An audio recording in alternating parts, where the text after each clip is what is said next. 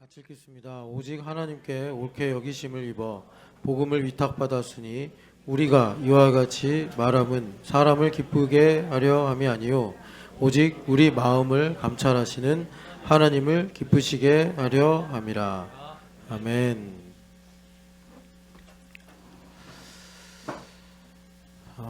우리가 1, 2부 때 하나님 말씀 듣는데 제가 2부 때는 사실 1부 설교를 좀 더 자세하게 하느라고 말씀을 준비한 만큼 충분히 전하지 못했는데, 사실 이제 주보에도 제가 칼럼에 이미지를 실었고 2부 마지막에도 제가 이렇게 도형들 보여드리면서 그러니까 이제 그림자라는 게 이런 거다라고 말씀을 드렸는데, 좀 성경 말씀으로 한 번 더 정리를 하고, 그리고 오늘 2장 4절 말씀을 통해 하나님께서 우리에게 주시는 또 음성이 무엇이냐 좀 들어보기 원하는데요.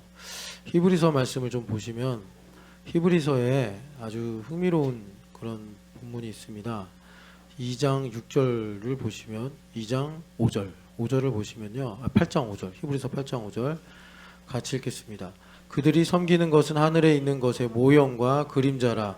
모세가 장막을 지으려 할 때에 지시하심을 얻은 것 같으니 이르시되 삼가 모든 것을 산에서 내게 보이던 본을 따라 지으라 하셨느니라. 아멘. 자, 조금 그러니까 그 이해가 필요한 말씀입니다. 그 히브리서에서 너희가 단단한 음식을 먹어야 될 장성한 자가 돼야 되는데 아직도 그 어린아이 같아서 이렇게 우유나 먹어야 된다라는 말씀 기억하시죠? 그 말씀 이후에 이제 연장선에 있는 말씀이에요. 그러니까 여러분들이 좀 그냥 이렇게 눈만 뜨시면 안 되고 생각을 하시면서 좀 적극적으로 말씀을 들으셔야 되는데, 여기 모세의 장막 이야기가 나옵니다. 모세의 장막. 근데 이거는 여러분 잘 아시는 것처럼 진짜 하늘이 아니죠. 그거 무슨 말이냐면 모형이다라고 여기도 말씀하는데, 모형이다. 그래요.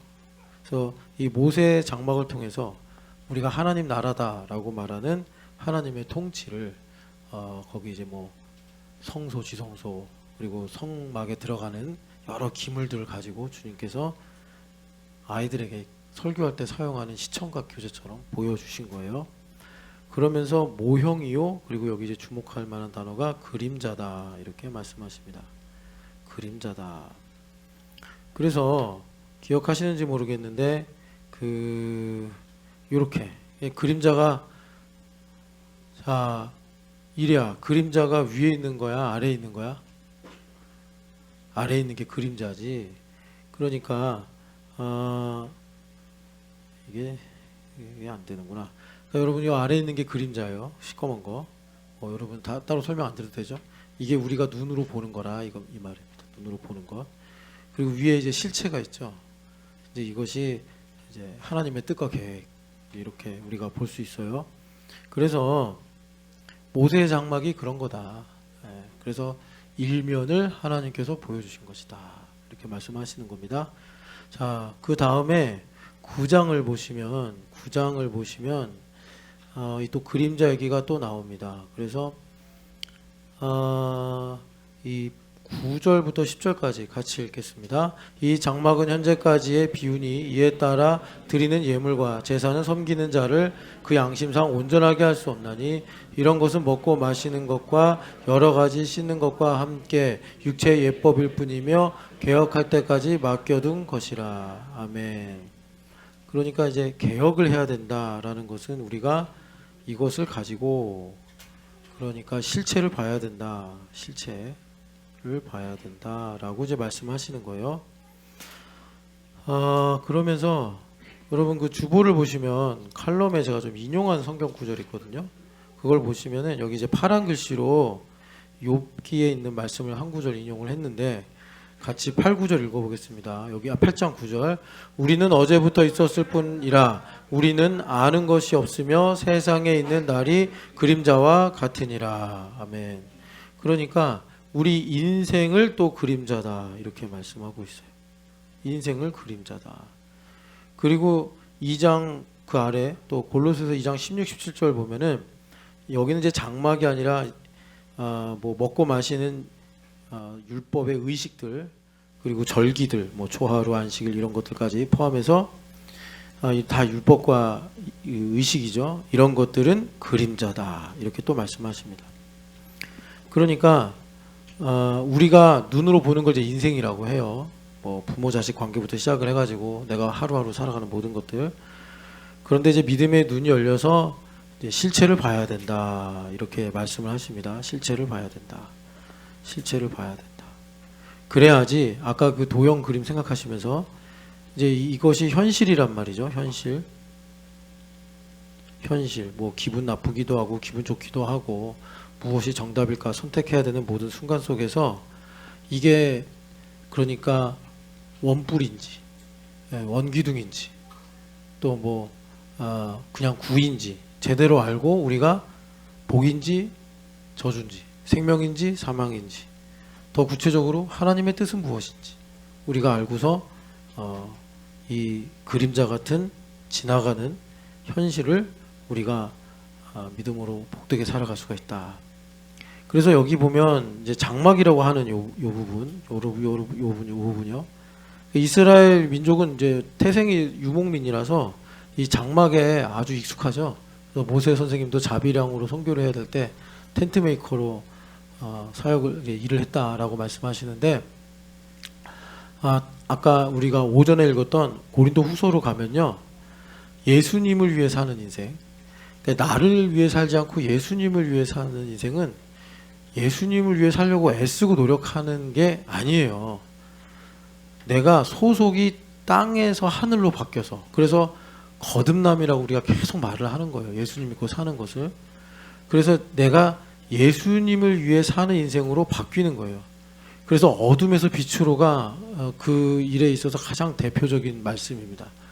그래서 내가 어둠에 속해 있으면 아무리 목사를 하고 목사 할아버지를 해도 내 일을 하는 거예요. 나를 위해 사는 것이고 내가 직분도 없이 그냥 교회 와서 조용히 예배하고만 가도 내가 빛에 속해 있으면 그 모든 일이 다 예수님을 위해 사는 것이 되더라 이것입니다. 자, 그래서 그것을 바울 사도가 여기 5장 14, 15절에 정리를 하시는데 예수님께서 여기 14절에 보면 한 사람이 모든 사람을 대신하여 죽었은즉 모든 사람이 죽은 것이며 모든 사람을 대신하여 죽으심은 살아있는 자들로 하여금 다시는 그들 자신을 위하여 살지 않고 그들을 대신하여 죽었다가 살아나신 이를 위하여 살게 하려 함이라. 이게 사실은 이제 원죄를 알아야지 이게 무슨 말인지 이제 이해가 돼요. 물론 믿음에 꼭 이해가 필요한 건 아닌데 우리가 적용을 하려면 구체적인 일들, 순간들에게 적용을 하려면 이해를 해야 되거든요. 근데 믿기만 하면 적용이 안 돼요. 크고 작은 일에. 그러니까 어떤 결과가 생기냐면 현실과 믿음 사이에 간극이 생겨요. 그래서 표리부동해지는 거예요. 믿는데 미워하고 살아요. 예수님 믿는데 맨날 근심해요. 예수님 믿는데 용서가 없어요. 악이 받쳐 있어요. 우리는 보통 그런 이제 현상을 보면 저 사람 구원받은 거 맞아? 저 사람 정말 예수님 믿는 거 맞아? 이런 생각을 합니다. 뭐 옆에 있는 사람 안 가고 나만 봐도 나에게 왜 이런 현실의 괴리가 있지? 왜 이렇게 불안하지? 나 왜 이렇게 미워하지? 왜 그런 거냐면 믿음은 선물로 주시는 거라서 그냥 들어와요. 하나님께서 때를 따라서 주시는 거기 때문에. 그런데 내가 이거를 이제 살면서 이해할 수 있는 기회를 계속 주시는데 내가 계속 소비를 해요. 이해를 안 한다 이 말이죠. 성경도 안 읽고 목사가 말해도 듣지도 않고 그래. 그러면 그냥 믿기는 하는데 이해는 못 해요. 그러니까 이거 적용을 못 해요. 현실에. 화가 날 때 이 화의 문제, 용서해야 될 때 나를 부인해야 되는 문제, 욕심과 뭐 여러 가지 정욕이 나를 미혹할 때 분별하는 문제 적용이 안 돼. 그러니까 예수님은 믿는데 현실은 세상 사람하고 똑같이 살아요. 이런 이제 간극이 생기는 거예요.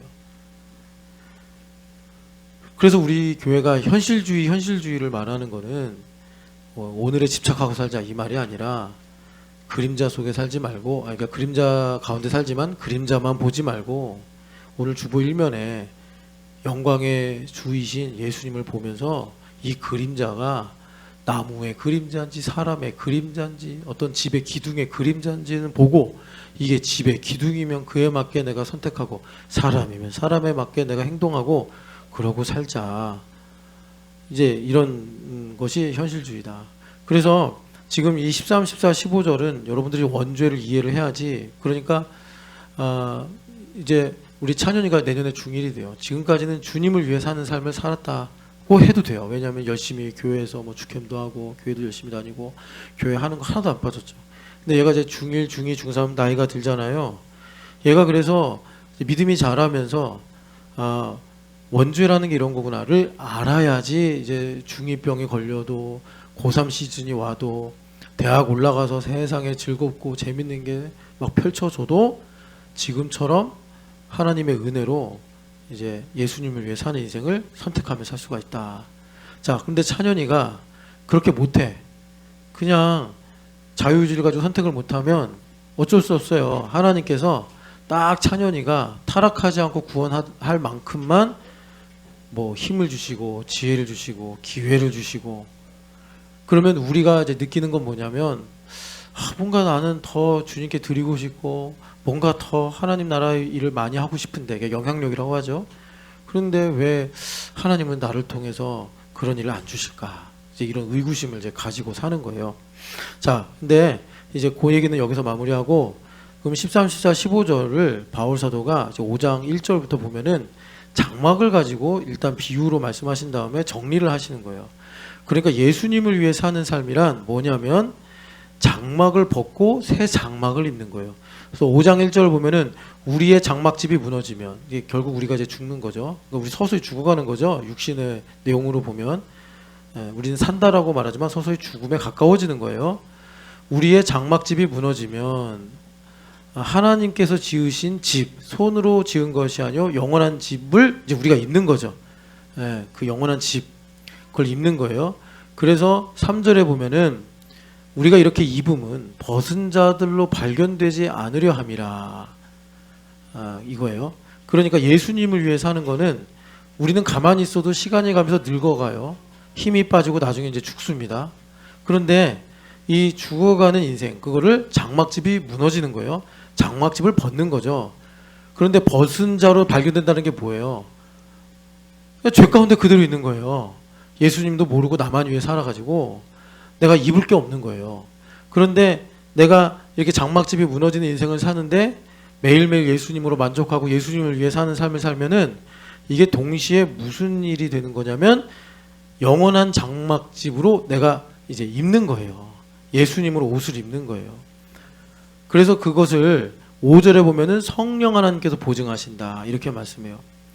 그러니까 성령 하나님께서 그림자 가운데 살고 있는 나에게 보증하시고 인치셔서 이 그림자는 원뿔이니라, 이 그림자는 원기둥이니라 라고 가르쳐 주셔서 예수님으로 만족하고 예수님을 내가 보지 않고 믿지만 마치 보는 것처럼 또 만지는 것처럼, 요한일서의 말씀처럼 그렇게 믿고 사는 거예요. 그래서 7절에 찬송가 가사로도 많이 쓰이는 Not by sight but by faith, 이게 나오는 거예요. 내가 보는 것으로 행하는 게 아니다. 그림자로 행하는 게 아니라 나는 실체를 보고, 영원한 실체를 보고 나는 행동한다. 그렇기 때문에 사방으로 둘러싸임, 우겨싸임을 당하여도 하나님을 찬양하고, 거꾸러뜨림을 당하여도 감사하고, 슬픈 일이 와도 내가 기뻐하고, 이렇게 사는 거예요. 그것을 9절에 주를 기쁘시게 하는 삶이다 라고 이제 바울 사도가 말씀하시는 것입니다. 자, 그러니까 예수님을 위해 사는 삶이란 뭐냐? 내가 예수님을 위해 살려고 뭐 내가 먹을 거 덜 먹고 내가 쓸 거 안 쓰고 뭐 주님께 막 노력하면서 애쓰고 그러면서 오만 얼굴에 피곤함을 가득하고. 그래서 제가 가끔 이제 교회 생활 하다가 이렇게 봉사하시는 분들이 있어요. 그럼 제가 이렇게 보고서 먼저는 지난주 그 주보에 나온 것처럼 우리가 믿음으로 성장하려면 페어해야 돼요. 평평한 운동장이 돼야 된다고. 그게 뭐냐면 예수님 믿어서 행복해요, 이거예요. 그런데 행복한 사람은요, 내가 힘들면 힘든 거 알아요. 제가 여기서 목회하면서 배운 거 하나가 이거였어요. 잠을 충분히 자면 착해지는구나. 제가 잠이 부족하면 날카로워지더라고. 항상 정죄받았어요. 나는 왜 이렇게 날카롭고 예민하지? 그런데 어느 날 하나님께서 뭐 여러 모양으로 이렇게 은혜 주셔가지고 퍼질러 잤어요. 그랬더니 사람이 순해지고 착해지는 거예요. 그래서 저는 처음에 내가 성령 충만한가? 아니요. 잠을 잘 자면 사람이 부드러워지고 충만해져요. 아니, 온유해져. 그러니까 온유는 지금 아주 충만하게 자고 있어요. 오사카의 여독이 아직 풀리지 않아가지고 대체 할아버지가 오사카에서 뭘 타서 먹였는지 한번 전화 좀 드려봐야, 카톡을 드려봐야 되나. 전황선 교사님, 오사카에서 온유에게 뭘 먹였길래 이렇게 예배 때마다 저렇게 온유하게 잡니까? 온유가 그 온유가 아니에요. 그 따뜻할 온, 부드러울 유가 아니라 있을 유의 편안할 온이래요. 그래서 항상 그 침대는 과학이다. 편안하게 주님께서 그냥 의자에 앉아도 침대 같고, 이제 깼어? 이제 눈 좀 떠. 여기가 시몬스 아니야. 일어나. 자, 그래가지고 이런 겁니다. 그래서 우리가 예수님을 위해 산다. 이건 뭐냐면 나는 죽고 예수님으로 사는 거잖아요. 뭐 예수님을 위해 뭘 하는 게 아니라 예수님으로 만족하고 예수님으로 즐거워하니까 여기 뭐라 그래요? 주를 기쁘시게 한다. 내가 예수님을 기뻐하는 걸 예수님은 기뻐하세요. 그런데 우리는 이러잖아요. 막 화를 내. 얘 때문이에요 이러잖아요. 근데 우리 주님 뭐라고 그러신다고요? 입으로 들어가는 게 너를 더럽게 하는 게 아니라 네 입에서 나오는 게 더럽게 하는 거야. 근데 입으로 막 말하잖아요. 너 나빠, 너 틀려. 이게 나를 불행하게 하고 이게 나를 괴롭게 하는 거다. 주님 말씀하시는 거예요. 그래서 우리가 예수님을 위해 사는 것은 내가 예수님으로 기뻐하는 거예요. 그래서 내 장막집은 무너지고 하나님께서 주시는 새로운 장막을 입고 사는 것이다. 자, 그래서 고린도후서 4장 그 옆에 보면은 다 같은 주제로 쓰이는 거니까, 그래서 예수님을 보는 거잖아요. 그래서 4절에 보면은 그리스도의 영광의 복음의 광채가 비친다 그래요. 그래서 그리스도 영광의 복음의 광채가 비쳐요. 그러니까 말씀이 비치잖아요. 그러니까 주님께서 최초의 말씀을 빛이 있으라 이렇게 말씀하신 거예요. 그래서 빛이 딱 비추는 거예요. 지금 우리가 말씀을 듣는 게 비침이 있는 거예요. 그런데 여기서 이 세상의 신, 원수 공중권세 잡은 자죠. 이 세상의 신이 우리 마음을, 그러니까 믿지 않는 사람들의 마음을 혼미하게 해서 하나님을 알되 하나님으로 영화롭게 하지 않고 감사하지도 않고 오히려 그 마음이 우준하여지고 또 어두워져서 스스로 지혜 있다 하나 이제 망하는 쪽으로 간다 이렇게 말씀하는 거예요.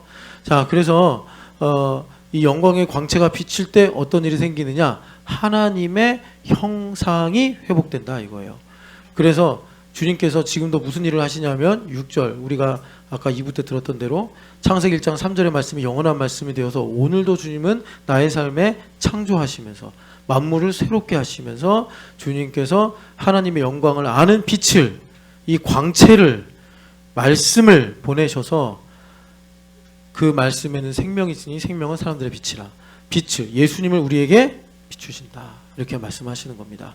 그래서 여러분 이 장막하고 또 연결되는 게, 이 장막하면 여러분들이 잘 아는 말씀이 요한복음 1장 14절인데 이 장막하고 연결되는 말씀이, 그러니까 지금 여러분 예를 들어 이런 거예요. 지금 아주 좋은 건데 이것도 다 비유잖아요. 사실 정말 뭐 우리 하나님께서 텐트를 우리한테 세우신 거 아니잖아요. 장막, 이제 세모라고 합시다. 그리고 날선검, 좌우에 날선검 있죠. 동그라미라고 합시다. 또 이제 예수님을 위해 사는 것, 뭐 주님을 위해 사는 삶, 그러니까 주님을 위해 산다, 그냥 삶이라고 합시다. 이걸 네모라고 해요. 예수님 중심의 삶 이렇게 합시다. 예수님을 위해 사는 삶. 이것이 사실 다 뭐냐면 아까 그 도형 우리가 기억하죠. 이게 살아있는 말씀이에요. 리빙 워드. 그래서 제가 어디를 보려고 그랬냐면 계시록 1장을 보시면 예수님께서 교회 머리가 되셨어요. 그 뭐 교회 머리가 되신 예수님을 하늘 버전으로 말하면 보좌에 앉으신 예수님이에요. 그래서 그 예수님이 한 번 이 땅에 사실 때 딱 한 번, 뭐 몇 시간 몇 분인지 모르겠는데 딱 한 번 마태복음 17장에 얼굴이 해같이 변해서 빛이 예수님의 입은 옷을 뚫고 나왔다 그렇게 나와요. 자, 그런데 이제는 그거 예수님께서 비밀이야 하고 부활 후에 이제 전하라고 하셨는데 그 일을 예시로 보여주신 거예요. 그래가지고 여기 1장 16절 이하를 봅시다. 그의 오른손에 7별이 있고 그의 입에서 좌우에 날선검이 나오고 그 얼굴은 해가 힘있게 비치는 것 같더라. 이걸 보여주신 거예요. 그러니까 예수님께서 교회 머리가 되셨는데 아까 4장 6절에 읽은 것처럼 그의 얼굴은 하나님의 영광을 아는 빛이 비추는 얼굴이다 그러잖아요. 그래서 예수님의 얼굴이 지금 교회 머리가 되셔서 우리에게 해같이 힘있게 비추시고 계시단 말이에요. 그러니까 힘있게라는 거는 혹시 이제 태양은 장애물이 있으면은 뚫고 못 들어가서 그림자가 생기는데 예수님의 얼굴에서 나오는 이 광채는 내 죄악을, 내 완고함을, 내 세상 사랑하는 마음을 뚫고 어떻게 보면 태우고 주님께서 우리에게 하나님의 영광을 아는 빛을 비추시는 건데 그게 뭐예요? 입에서 나오는 날선검이라 이 말이에요. 우리 히브리서 4장 12절 기억하잖아요. 리빙 워드가 뭐래요? 좌우의 날선 예리한 검과 같아서 영과 혼과 간접골수를 찔러 쪼개가지고 내 안에 있는 자기중심성을 드러내사 이거를 어둠을 빛으로 바꾸신단 말이에요.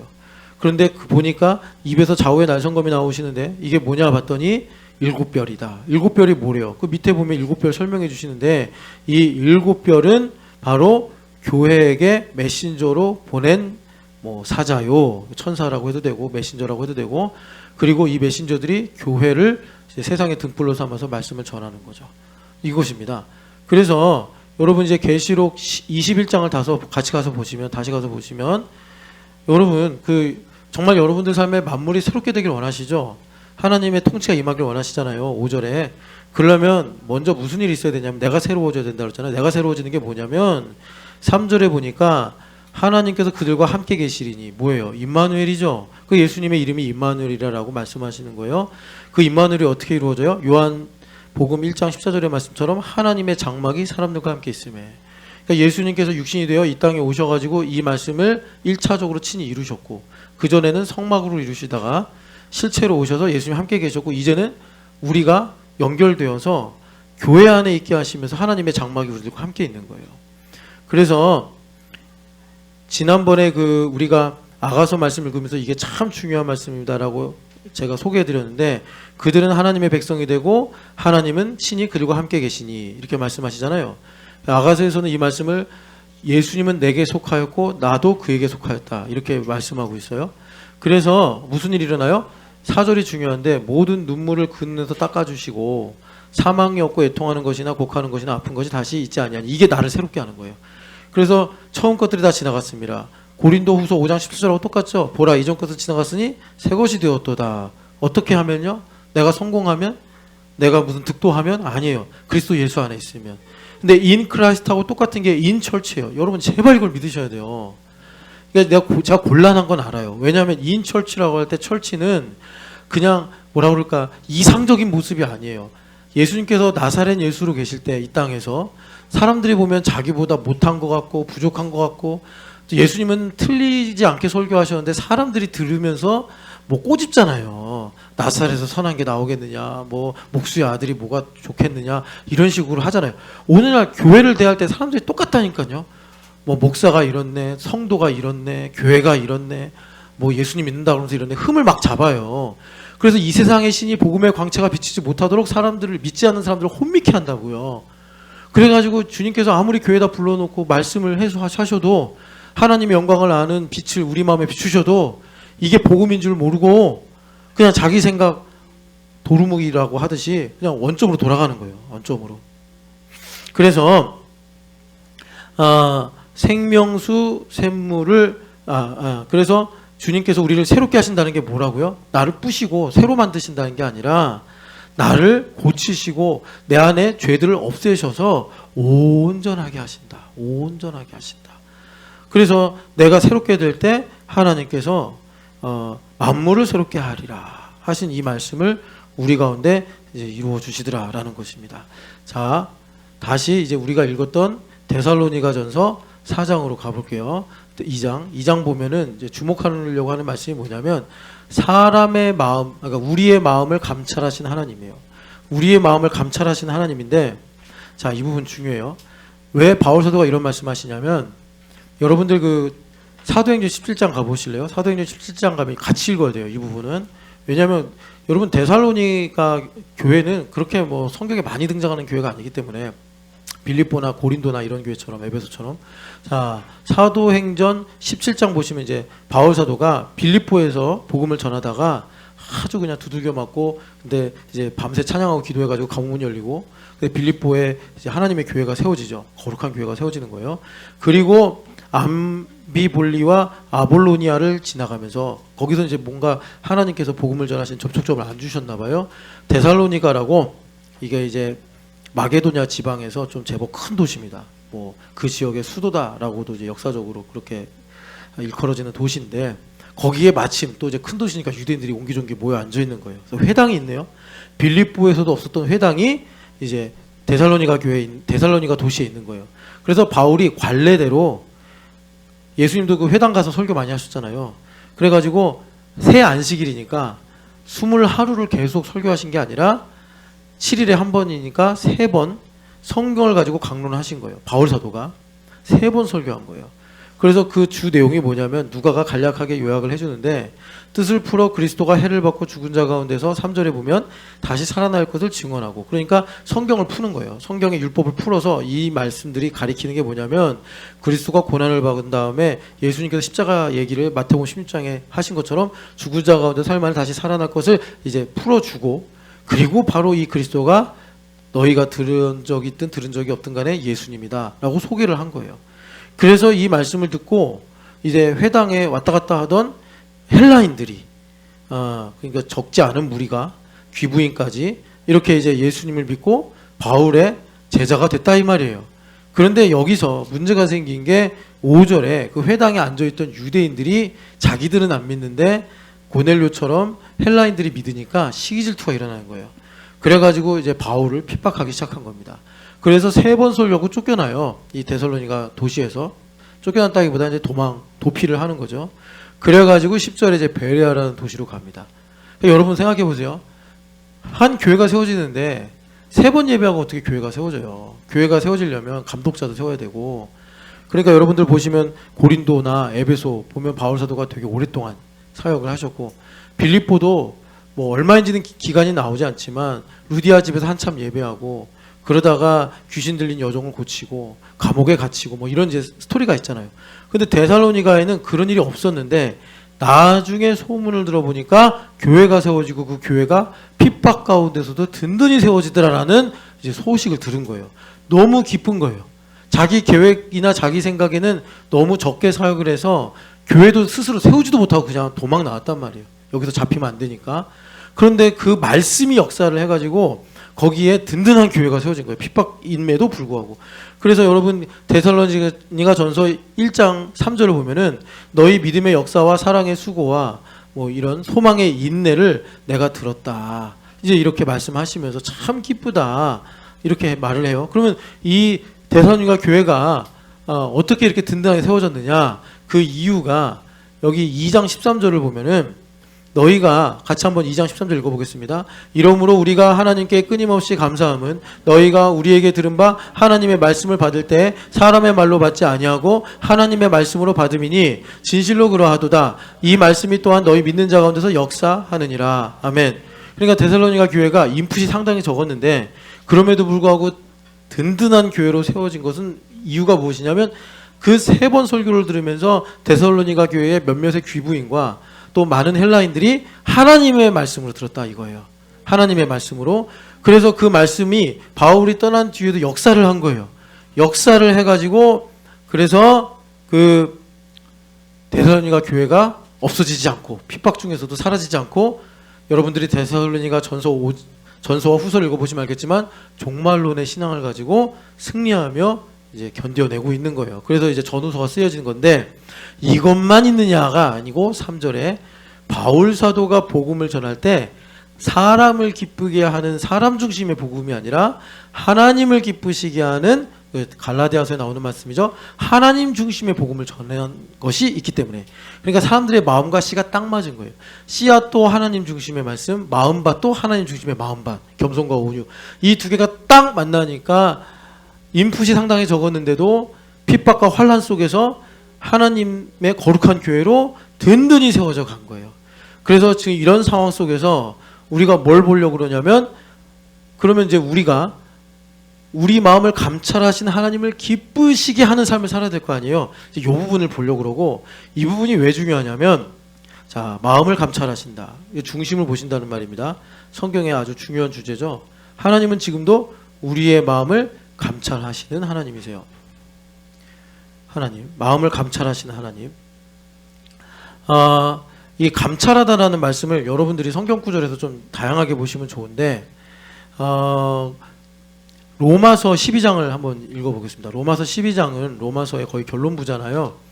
12장 2절을 보면은 이제 1절에서 우리가 우리의 삶을 거룩한 산 제물로 드리는 것이 우리가 이제 교회되어서 복음으로 살아가는 건데, 믿음으로 살아가는 건데, 그걸 부연 설명하기를 2절 읽어보겠습니다. 너희는 이 세대를 본받지 말고 오직 마음을 새롭게 함으로 변화를 받아 하나님의 선하시고 기뻐하시고 온전하신 뜻이 무엇인지 분별하도록 하라. 아멘.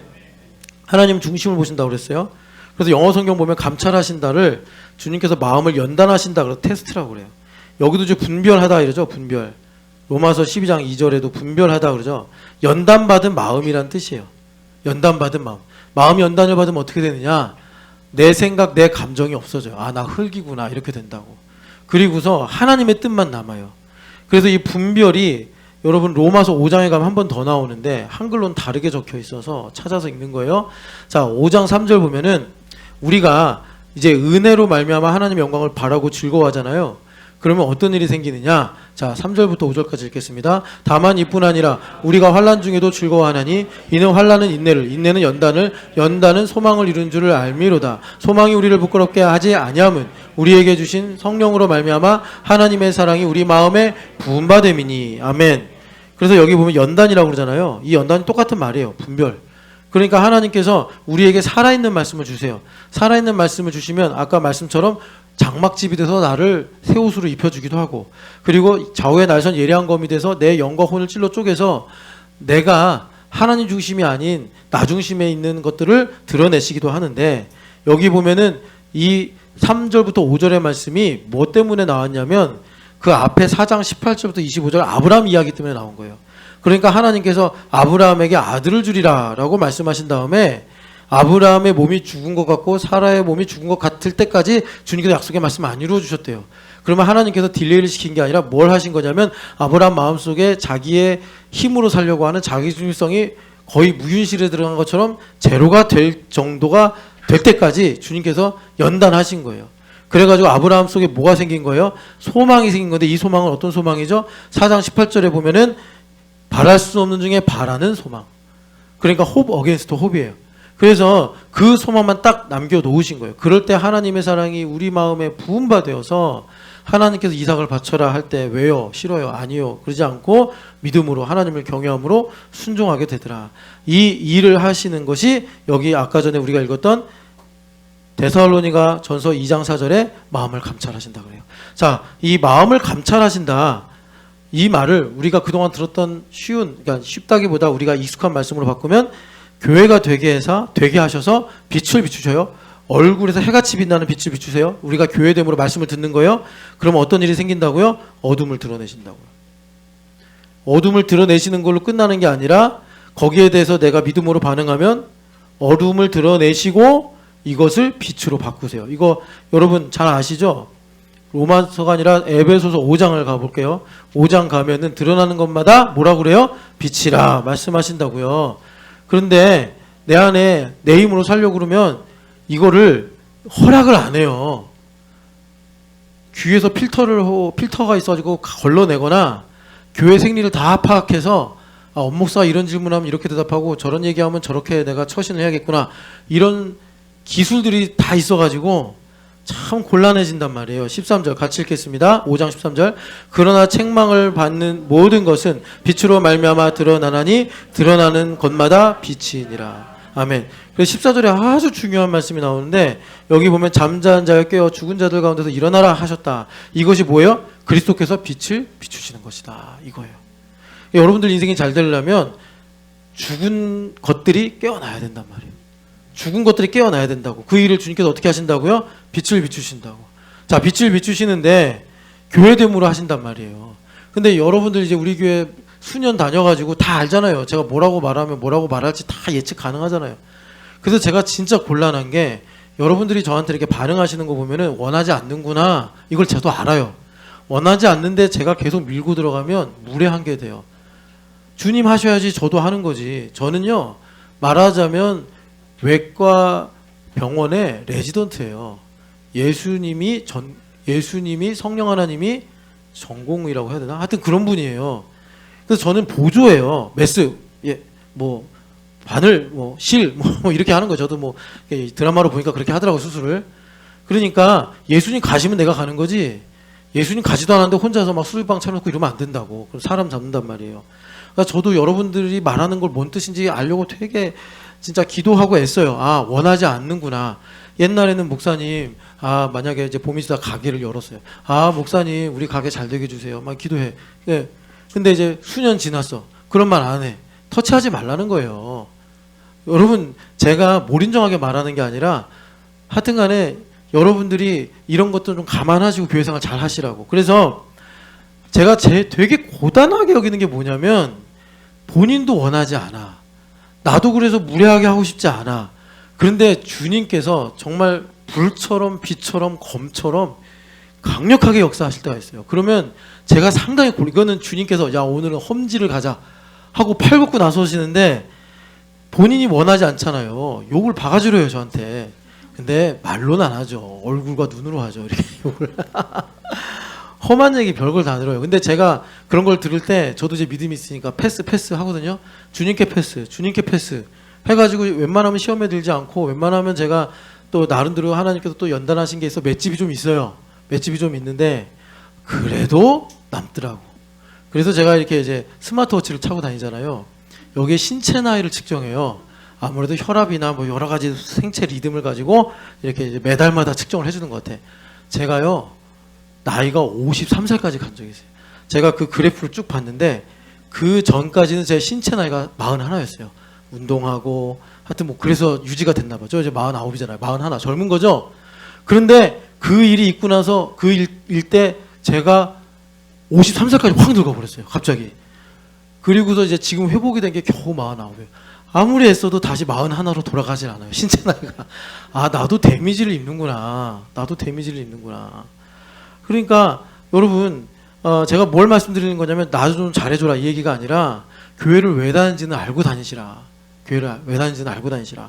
그래서 주님께서 책망을 받는 모든 것은 이제 감찰하시는 거예요. 빛으로 말미암아 드러내셔서 주님께서 어둠을 빛으로 드러내신다. 이겁니다.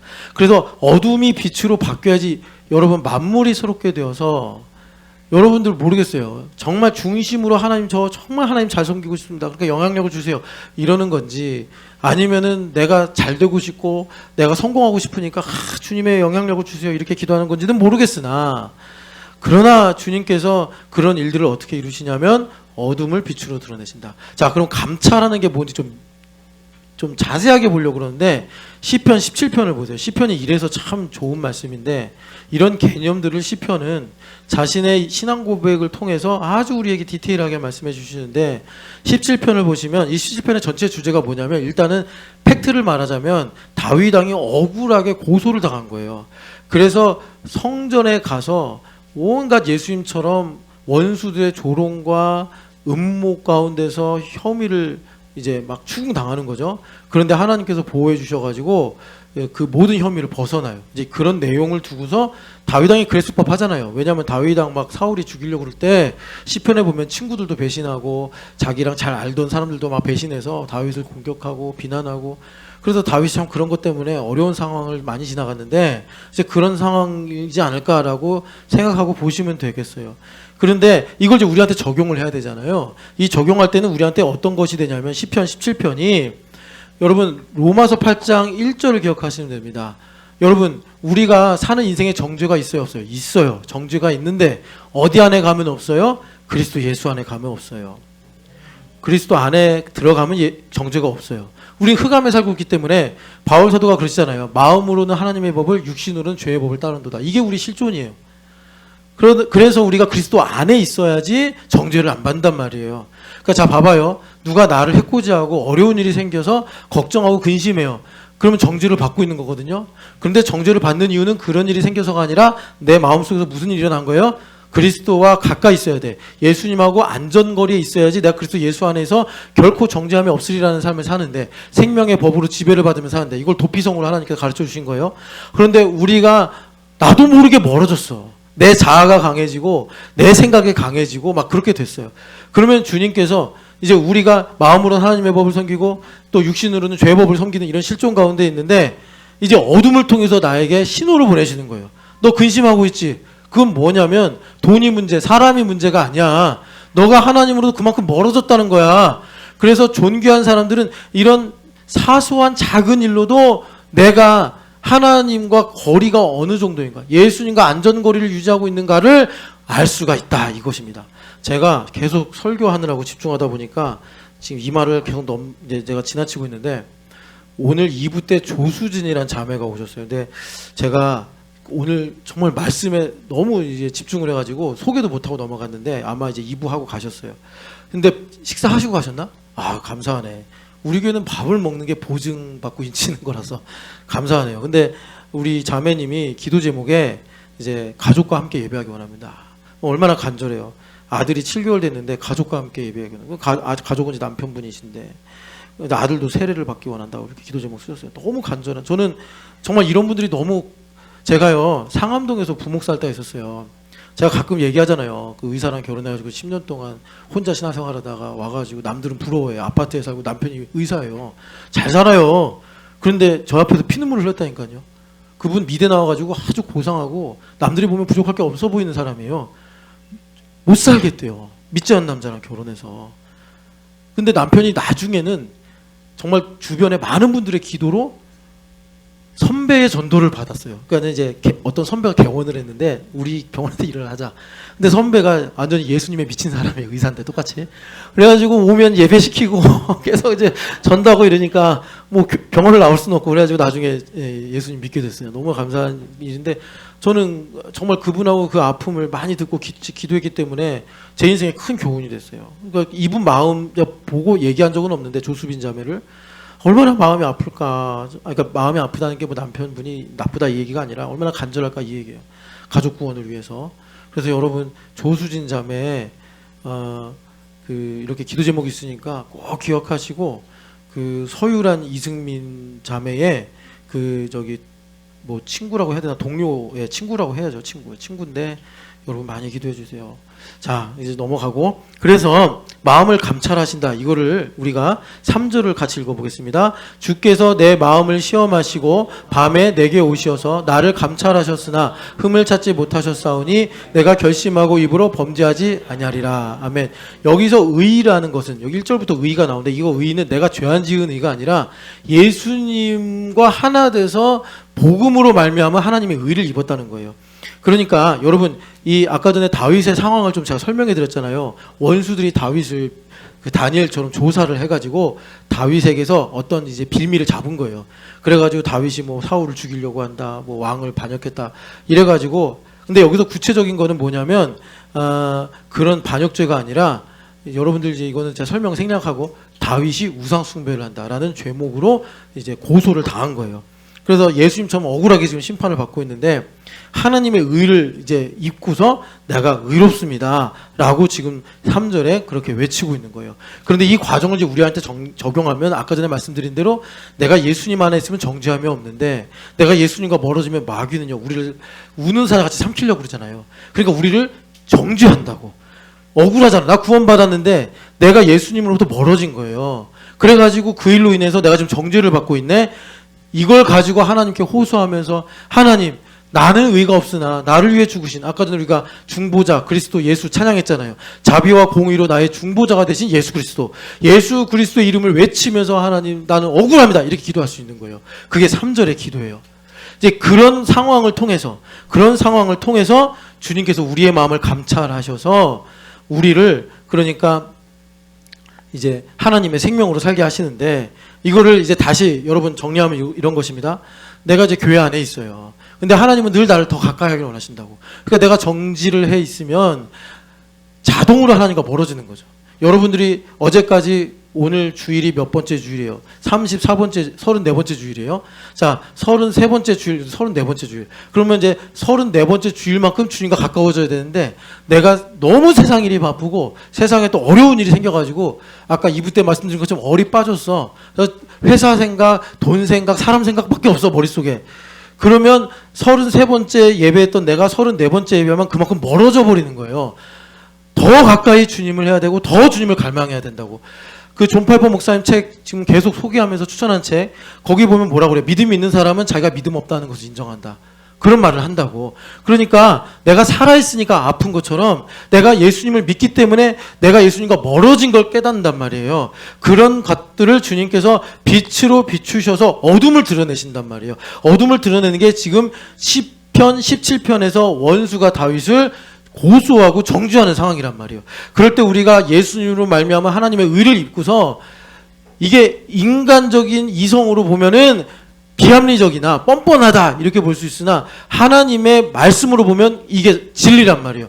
예수님의 의를 입어 예수님께서 나를 위해 죽으셨는데 내가 어둠이 어디 있으며 죄가 어디 있습니까? 주님 회개하면서 하나님의 의를 옷으로 입을 때, 여기 15절에 보면은 참 복된 말씀이죠. 10편 17편 15절 같이 읽겠습니다. 나는 의로운 중에 주의 얼굴을 배우리니 깰 때에 주의 형상으로 만족하리이다. 아멘. 여기 보면은 의로운 중에 주의 얼굴을 배우리니, 아까 전에 여러분 얼굴 많이 봤죠? 얼굴에서 힘있게 빛이 비치니라. 하나님의 영광을 아는 빛이 그리스도의 얼굴에서 우리 마음에 비치고 있다.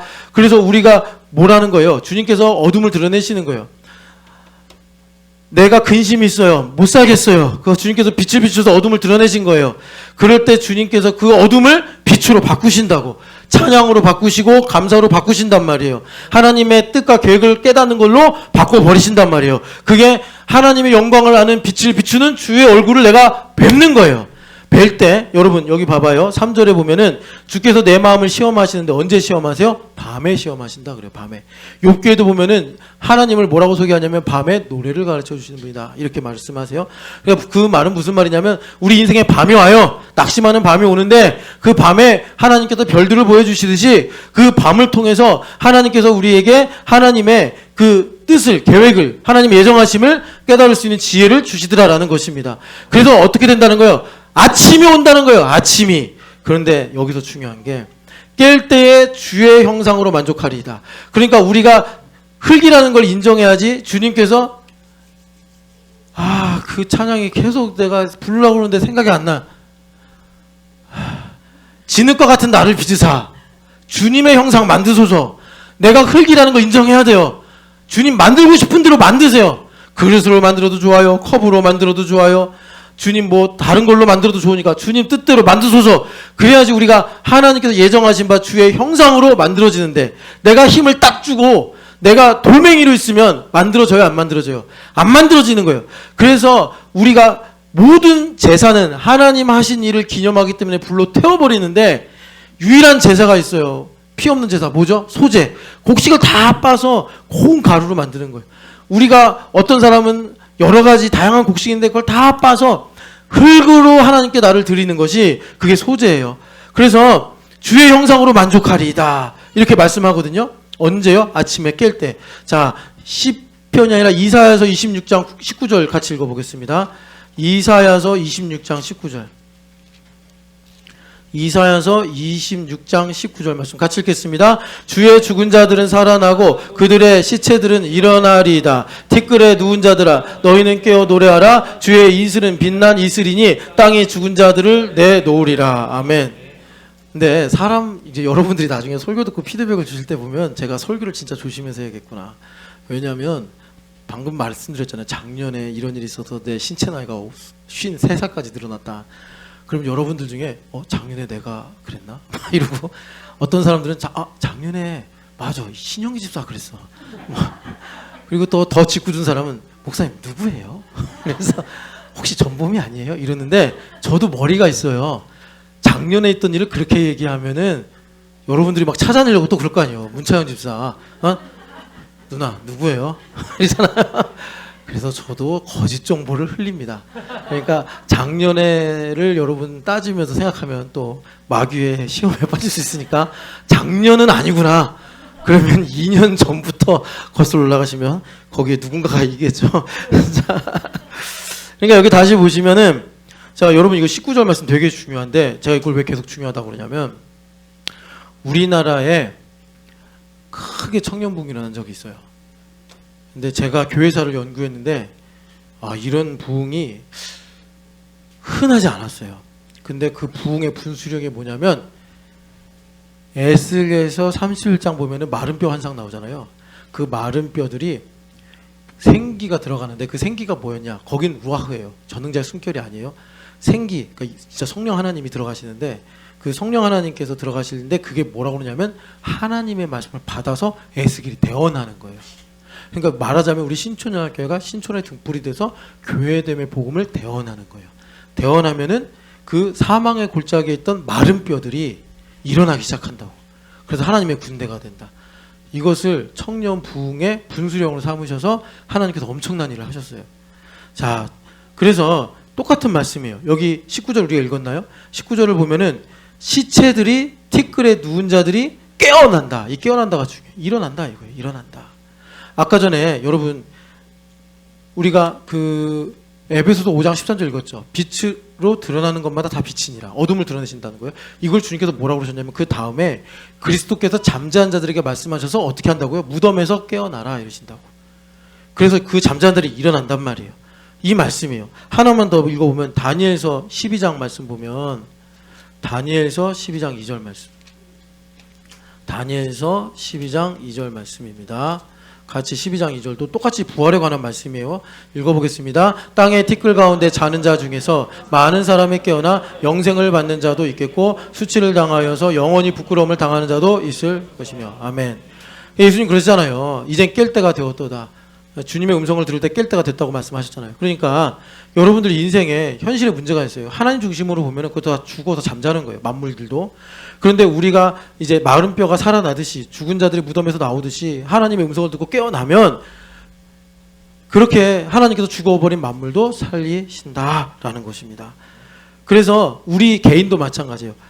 내 안에 하나님의 형상이 회복이 되는 거예요. 다시 고린도후서 4장으로 가시면 주님께서 이 복음의 영광의 광채를 비추시는데 그때 어떤 일이 일어나요? 혼미한 자들은 그런 효력이 없는데 깨어나는 자들은 4절 보면 고린도후서 4장 4절 보면은 그리스도는 하나님의 형상이기 때문에 아까 우리가 시편 17편 15절 읽은 주의 형상으로 내가 만족하리이다.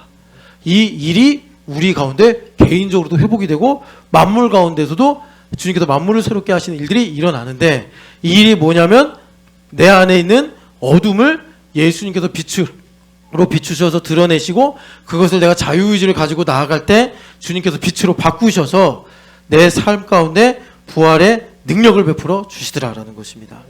그래서 여러분 부활신앙은요 정말 이것과 똑같은데 시편 30편 우리 깨어나잖아요.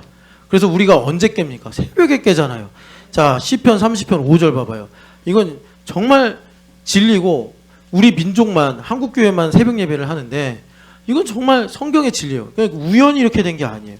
뭐 고난이 많아서 그렇다 그러는데 고난도 그 역할을 한 거라고 할 수 있지만 성경을 사랑해서라고 저는 생각해요. 자 30편 자 5절 6절 같이 읽어보겠습니다. 그의 노염은 잠깐이요 그의 은총은 평생이로다. 저녁에는 울음이 깃들지라도 아침에는 기쁨이 오리라. 내가 성통할 때에 말하기를 흔들리지 아니하리라 하였도다. 아멘. 그러니까 내가 깰 때에 내가 무덤에서 일어나는 게 여러분 현상적으로 언제예요? 새벽이에요. 새벽. 아침에 깰 때에 나의 인생에 밤이 있단 말이에요. 울음으로 깃들렸던 밤이 있단 말이에요. 울음이 깃들렸던 밤이 어떻게 되는 거예요? 아침으로 바뀐다는 거예요. 영원히 흔들리지 아니하리라 주님께서 말씀하시는 것입니다. 시편 46편 보세요. 여기도 또 새벽에 일어나야 된다고 주님 말씀하시는 거예요. 이래도 뭐 안 일어날 거 알지만 자 4절 5절 같이 읽어보겠습니다. 한 시내가 있어 나뉘어 흘러 하나님의 성 곧 지존하신 이의 성소를 기쁘게 하도다. 하나님이 그 성 중에 계심에 성이 흔들리지 아니할 것이라 새벽에 하나님이 도우시리로다. 아멘. 자 그냥 일사천리로 여러분 그냥 내가 막 집어넣는 거예요. 잠언 8장 새벽에 일어나야 된다니까. 새벽에 자면서 뭘 깨기는 부활신앙 그냥 그림의 떡이에요. 그거 맨날 그림으로 배가 부르겠습니까? 일어나야지.